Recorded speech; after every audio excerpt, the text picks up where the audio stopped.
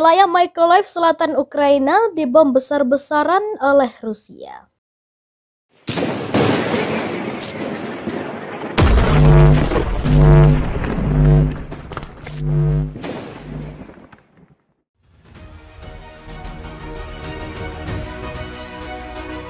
Ukraina mengatakan kota selatan Mykolaiv mengalami pemboman besar-besaran oleh Rusia. Pihak berwenang mengatakan satu orang tewas, sementara wali kota mengatakan pemboman itu mungkin yang terkuat sepanjang masa. Terjadi kerusakan pada sebuah hotel, kompleks olahraga, 2 sekolah dan sebuah bengkel, serta rumah-rumah seperti dikutip dari BBC pada Minggu. Mykolaiv berada di jalur utama ke Odessa, pelabuhan utama Ukraina, dan telah dihantam berulang kali. Sementara itu, Rusia telah membatalkan perayaan Hari Angkatan Laut di Crimea yang telah mereka duduki. Alasan yang diberikan oleh Gubernur Sevastopol, Mikhail Raspozev, adalah dugaan serangan pesawat tak berawak Ukraina di markas Armada Laut Hitam.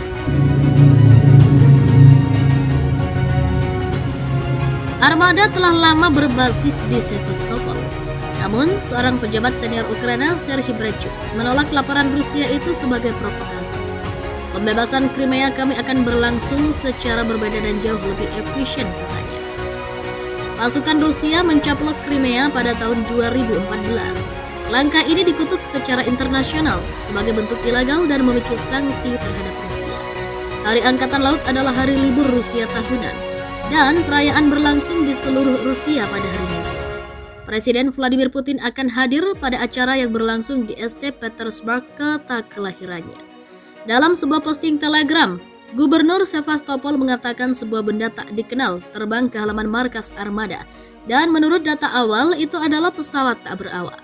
Rusia sering menuduh pihak berwenang Ukraina sebagai pihak beraliran Nazi, bagian dari kampanye propaganda Kremlin untuk membenarkan invasinya ke Ukraina. Sebuah foto yang diposting oleh Gubernur Raspozev menunjukkan dia berada di halaman yang dipenuhi dedaunan tetapi tanpa kerusakan struktural yang jelas. Ia mengatakan perayaan Hari Angkatan Laut telah dibatalkan karena alasan keamanan. Presiden Ukraina Volodymyr Zelensky memerintahkan semua warga sipil yang masih tinggal di beberapa bagian wilayah Donetsk Timur di bawah kendali Ukraina untuk mengungsi. Berbicara dalam pidato larut malam dari Kiev, Zelensky memperingatkan intensifikasi pertempuran di laman BBC pada Minggu. Semakin banyak orang meninggalkan wilayah Donetsk sekarang, semakin sedikit orang yang akan dibunuh oleh tentara Rusia. Semakin banyak orang meninggalkan wilayah Donetsk sekarang, semakin sedikit orang yang akan dibunuh oleh tentara Rusia, kata pemimpin Ukraina itu. Kami akan menggunakan semua cara yang tersedia untuk menyelamatkan nyawa sebanyak mungkin dan membatasi teror Rusia. Intervensi Zelensky datang ketika Rusia mengundang pejabat PBB dan Palang Merah untuk menyelidiki kematian 50 tawanan perang Ukraina atau POW di bagian lain wilayah Donetsk yang ditahan oleh separatis yang didukung Rusia. Pasukan tewas dalam keadaan yang tidak jelas selama serangan terhadap sebuah penjara di Olenivka, dengan kedua belah pihak saling menyalahkan. Berbicara pada Sabtu malam, pejabat pertahanan Rusia mengatakan Moskow akan menyambut baik penyelidikan objektif atas insiden tersebut. Palang Merah mengatakan pada Jumat kemarin bahwa pihaknya meminta akses ke fasilitas penahanan yang dikelola Rusia dan tahanan yang masih hidup tetapi tidak ada izin yang segera diberikan.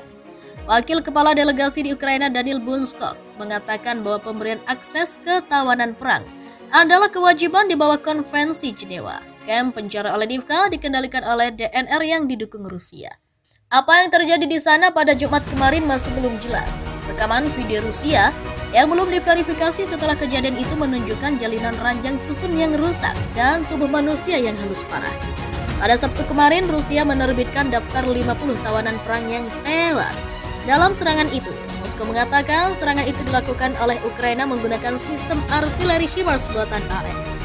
Kiev membantah melakukan serangan itu dan menuduh Rusia menembaki fasilitas di wilayah tersebut untuk menutupi bukti kejahatan perang.